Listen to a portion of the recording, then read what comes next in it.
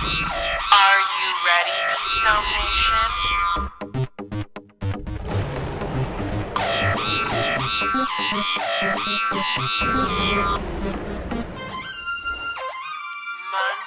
Mantradamus.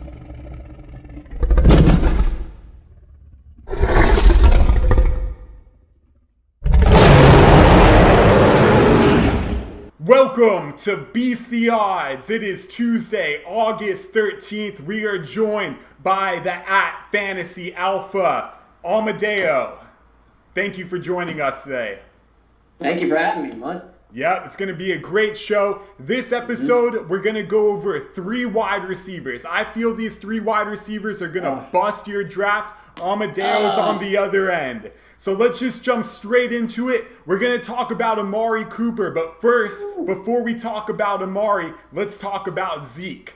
The Cowboys, Zeke, they are not on the same page. However, this year, the Cowboys have a chance to win the NFC East. The Giants, they're irrelevant. The Redskins, they're irrelevant. The Eagles-Cowboys is a pretty good matchup. It could go either way. So the Cowboys need Zeke. I see Jerry Jones dropping the money, and I am fine drafting Zeke early in the first round. How do you feel about Amadeo? Yeah, well, we were talking about it. I told you I have 11th pick in an IDP league coming up, and there are questions on the message board that Zeke might fall to me at 11. I might have to make that debate. At 11, I think it's so far down that I'd take him. At 5 or 8 even, that's still a huge debate. It depends when your draft is. I think right now it's scary. Jones keeps coming out and saying comments, and the media twists it however they want to make it look. And Zeke's looking like a bad guy right now. But these running backs, they have to hold out and get their money because, one ankle injury and, the organization doesn't care about them anymore. So I think he obviously is the highest risk, highest reward you can get. If you have, picks 5 through 8, that's where it gets oh, my gosh, Zeke is still there. Once McCaffrey, Kamara, Barkley, and Mahomes get eaten up. If you like Mahomes that high. And if you have a 2-quarterback league especially. So I'm still on the fence. I can't give you a definitive answer yet. At 11, I'd take him. At 8, I'd probably take him. The definitive answer is you take him no matter what, but if you take him, just make sure you get Pollard later on, who, by the way, nothing compared to Zeke skill-wise. I know the Cowboys, go for it. Yeah. Well, that's what it is. And then we talked about Gordon, too. I think if you get Gordon and then Gordon holds out and you have Eckler, as long as you make sure you get Eckler, that's a little bit more, it's closer to a balance. But Zeke and Pollard's more of a that's a night and day. It's not like Le'Veon and Connor last year where one of my boys took Le'Veon 5th overall in our league and he got screwed. But he ended up getting Connor later, and Connor still had 13 touchdowns in 13 games. So I think with Zeke, though, the parity between him and Pollard's it's just not going to be there. It's not going to be there, but you can get Pollard late. We'll talk about Melvin later on. Let's start off by talking about Amari Cooper. Amari Cooper, his ADP is number 34. So if you're drafting Amari, you're going to take him in the 4th round, maybe late 3rd, but most likely he'll be there in the 4th. 4th. Go for it. Give me your case on why you should draft Amari Cooper in the 4th round.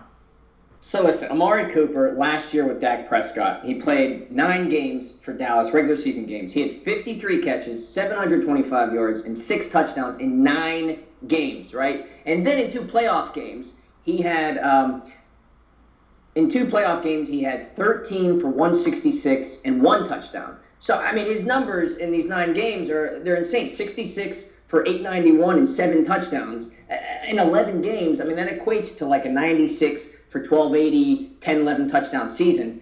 I think the chemistry is built in with Dak. I think Cooper has proved in his rookie year he had over 1,000 yards. In his second year, he had over 1,100 yards. He fell off in Oakland because that whole organization was falling off. Carr wasn't playing. After Carr got his contract, he wasn't playing up to speed. I think Cooper's finally in a spot in his 5th season where he's going to continue that chemistry he built with Dak last year in those 9 games in that sample size and carry it to this year. Not to mention, still in a contract year, so that he's very incentivized right now to play his best football yet if he doesn't get that contract before the season starts. I hear you on your points about how the chemistry between Cooper and Dak, it was definitely there, no doubt. But let's look at some facts right now. The Cowboys are a mess. They are a circus. Zeke's holding out. Dak was just offered $30 million. Russell Wilson makes $35 million a year. He says he wants $40 million a year. If I'm the Cowboys, I'm cutting Dak after that type of comment, or at least drug test him, see if he's on something. But regardless, let's look at something else here. The Cowboys' schedule, ready? Week 6 at Jets, Mo Claiborne, not easy. Week 7 versus Eagles, Jalen Mills, not easy. Then they have the bye. Week 9 at Giants, Janoris Jenkins, not easy. Week 10 versus Minnesota versus Xavier Rhodes, not easy. Week 11 at Detroit, Darius Slay, not easy. At New England, they got Gilmore guarding him, not easy. Week 13, Buffalo, they got White guarding him. I mean, that's not really that great, but it's not easy either. Week 14 at Chicago, Thursday Night Football. That's not easy. Week 15, Aqib Talib, Marcus Peters, and the Rams. Not easy. Week 16, at Jalen Mills. Not easy. Yeah, so obviously those are good points. Now, those are great points. And I will say to that argument, the season has to play out still. There's no guarantee that Jalen Mills, that White, that Talib, they all stay on the field all season long. I guess there's no guarantee Cooper stays on the field all year long.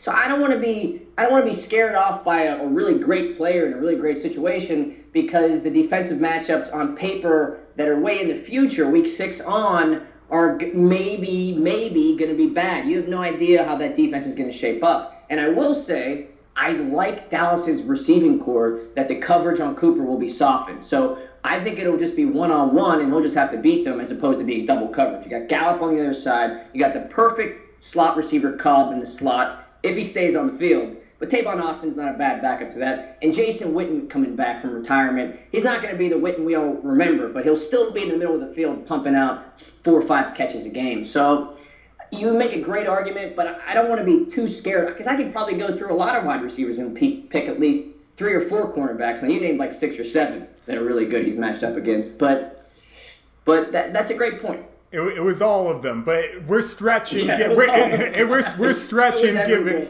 We're stretching, giving Gallup a lot of credentials here, and Cobb is definitely over the hill. And Jason Witten was doing Monday Night Football last year as an announcer, so. I'm going to say avoid Amari in the 4th round. There's a lot of valuable players there. That's crazy because I have a pick in the 3rd round, and right now I'm looking at – so I've been known in our league to take player. I took Gurley a couple years ago. I took Gurley before like 4 of the running backs in there, whatever their average ADP was.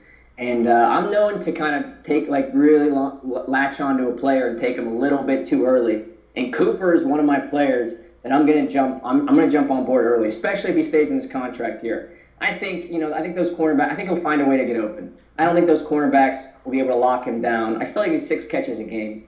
Not to mention, he is also battling a heel injury that's kept him out for the last week. I saw that on Roto World today, yeah. Next up, another receiver that I feel is going to bust your draft. You're going to go first on defending him is Tyler Lockett. His ADP is number 54. Last year, he had 965 yards and 10 touchdowns. You're saying spend a 5th, 6th, if he falls to the 7th, must draft pick. Explain. Yeah. So, yeah, I think 54 sounds about right for Lockett. I mean, yeah, 6, 7, I think if you're still looking at wide receivers, right now he's between 21 to 25 on my list. I keep bumping him around because I have a lot of great reports that they're going to play him a lot more in the slot this year. And last year from the slot, he caught 25 of 29 passes for 5 touchdowns. And I think, I'm a big fan of chemistry, quarterback wide receiver chemistry. I'm always all about that. And it's his 5th year with Wilson. Last year he broke out a little bit, 57, 965, and 10 touchdowns. Now, even if his touchdown rate drops like 20, 30%, he's still getting 7 or 8 touchdowns, which is still going to make him live in the wide receiver 18 to 22 mark. Not to mention Russell Wilson has thrown 69 touchdowns the last 2 seasons, and he threw 34 last year without Baldwin on the field half the year. So I think Lockett's his definite go-to. Those 70 targets from last year are definitely going to rise, I think 20, maybe even 30, could even be 40%. I mean, if Lockett's in the slot with DK Metcalf on the outside, he's just too special. Over 16 yards per catch last year, a career average of 14 yards per catch. I'm not saying go crazy and draft Lockett, before Cooks or Woods or Galladay or Edelman. But I think in that, the early 20s, late 20s range, 6th, 7th round, I think he's a bargain. All very good points, but I will say this about Lockett. He is very hit or miss. He runs a lot of deep balls, and if he gets his deep ball, then he'll have a good fantasy day. But Last year, he only had one game over 100 yards. The year before that, he only had one game over 100 yards. He had over 5 catches only 6 times last year. You know, before that, it was only 2 times. So he has not been a consistent target for Russell Wilson. And Wilson really doesn't lock into any receivers. Yes, he locked into Baldwin in the past, but he gets so many different people involved. They love to run the ball. I know Schottenheimer's got them throwing the ball a little bit more than they have been in the past, but he just doesn't lock into any receivers. And to take Tyler Lockett, who's so hit or miss in the 5th, 6th, 7th round, I feel you're throwing away a pick because he's gonna disappoint you some weeks when you use him. He will have a breakout game as he showed, but it's too risky for me. Not consistent enough. Yeah, I mean, I think I also think Seattle's defense is a little worse. So I think they'll be throwing more, and I just think he'll latch onto Lockett, especially if Lockett's going to be living in the slot. I could see Lockett catch. I mean, 80% catch rate last year too. I mean, that's insane, 80%, and he's catching more deep balls. I think you put him in the slot now, that catch percentage is going to maybe go up, even stay the same. So I think we're going to see a lot more. I don't think he's going to match that 16 yards per catch last season because they will use him in the slot, and Wilson will need him to be the 8 to 10 yard guy a little bit more. But I think the catches go up from 57 possibly to 70 or even 75. I know his first 3 years he wasn't consistent, but that last year, I think that was his breakout, and I think he's ready to stay in that vol. I think his volume goes up. I think he's going to stay in that stratosphere, if that makes sense, of that 900 yards, maybe 70 catches, 7-8 touchdowns. He's definitely Wilson's go-to at the moment. You talk about him playing in the slot because his entire career has basically been an outside streaks-only receiver. And I don't see him being a successful slot receiver because he is so small. He cannot take a hit from a linebacker. They've intentionally kept him on the outside so he doesn't get hit by the big boys. If they put him in the slot and he starts running Doug Baldwin routes, I don't see it working out. Only time will tell which one of us is correct, but I just don't see a consistent... Like I said, I wouldn't go crazy and draft him over Cooks, Galladay, Woods, Edelman, but I kind of have him in that tier where, I mean, I know everybody's in love with Chris Godwin. I like Godwin too, but I kind of have him on that same page of like, I don't want to talk about Godwin though, because Godwin's like the most hyped fantasy player this year. Especially after running over that player and for that preseason touchdown. Yep. All right, last but not least, before we get into the receiver, let's talk about the running back, Melvin Gordon, current holdout situation. I believe the Chargers are going to pay this man his money. Here is why. The Chargers are in prime position to be a Super Bowl contender this year. This might be Phillip Rivers' last chance. He's turning 38 this year. He's turning 39, one of the two. The defense, they're healthy. They added Thomas Davis. The linebacker core was diminished last season during the playoffs. Now they're all there. This is the time. Melvin Gordon needs to get paid. Yes, Austin Eckler's looking nice. Yes, Justin Jackson's looking nice. But over a course of a full season, these guys are not. Eckler can't take too many hits. Jackson's not that great. They need Melvin Gordon to win the Super Bowl. Pay the man his money. Are you taking Melvin Gordon? Where are you taking him? You know, it's funny. Last year in my league, I had Zeke and Gordon back-to-back, and I loved that pick. And I had Eckler, too, just to kind of for the games Gordon was hurt. But I love it if Gordon does sign. It still might be like a 70-30 thing, where Zeke would be 90.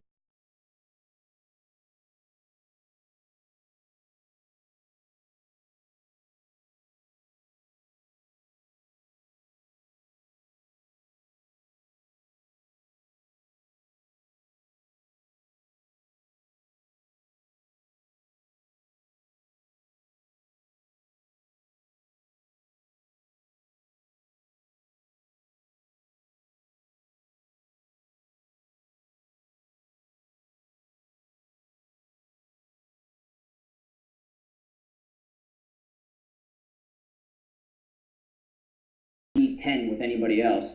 Gordon could be on the field, even though he's high percentage when he's on the field, he's performing 5 yards per carry.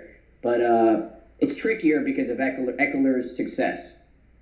So I love Gordon, and if he signed tomorrow, you know, I'm all in on maybe a top 5 pick on him. Yeah, but, I'm with you with that. Yeah.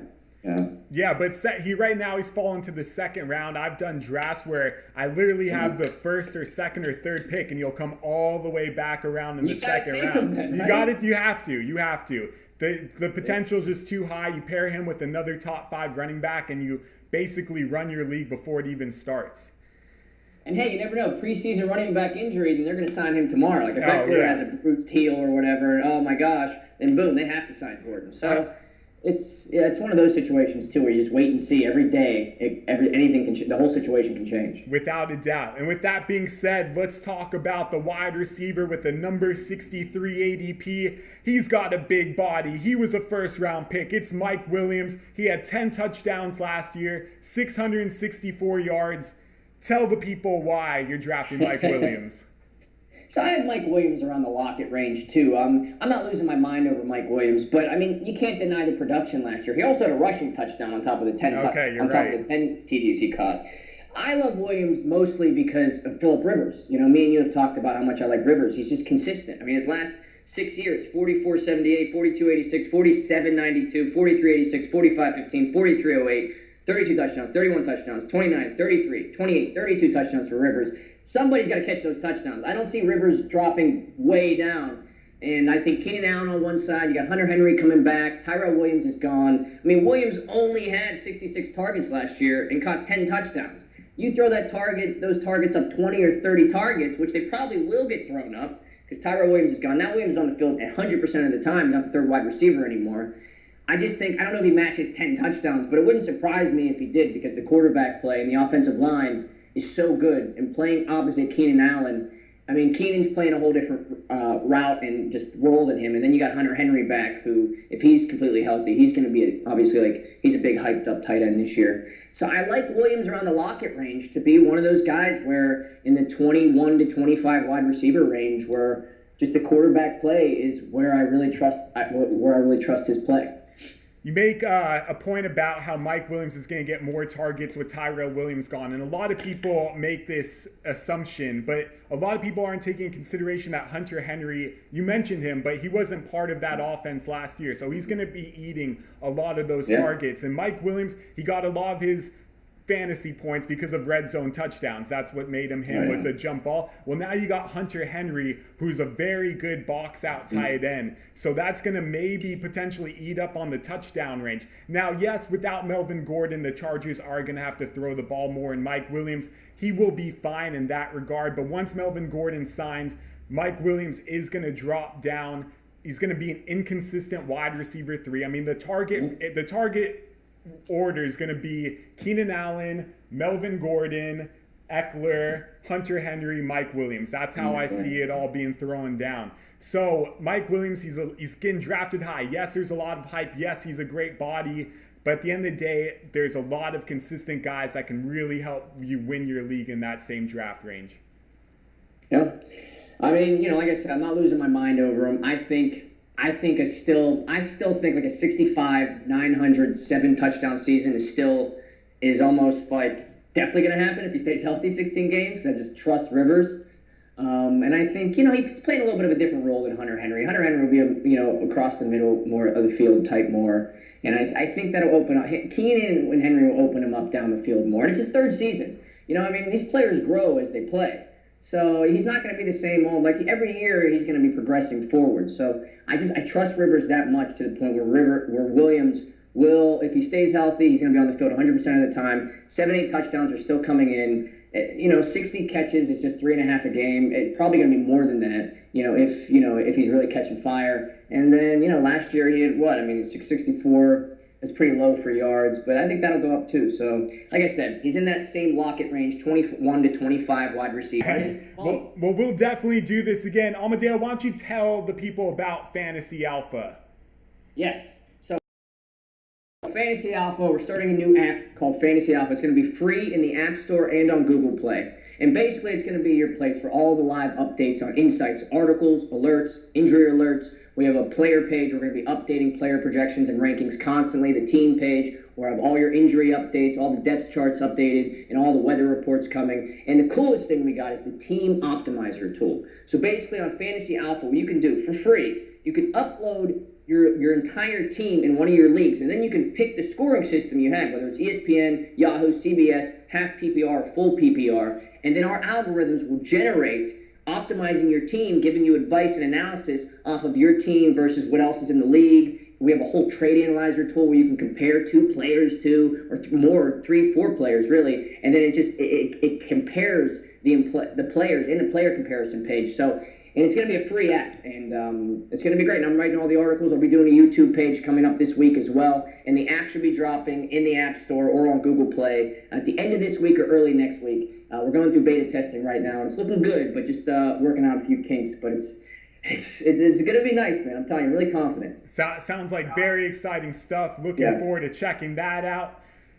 Well, that is the end of Beast the Odds. Thank you all for joining us. Once again, you can get the free preseason draft guide by signing up for the 2 promos above. And thank you. Once again, we'll be back tomorrow. Beast. Peace, man. Thanks for having me.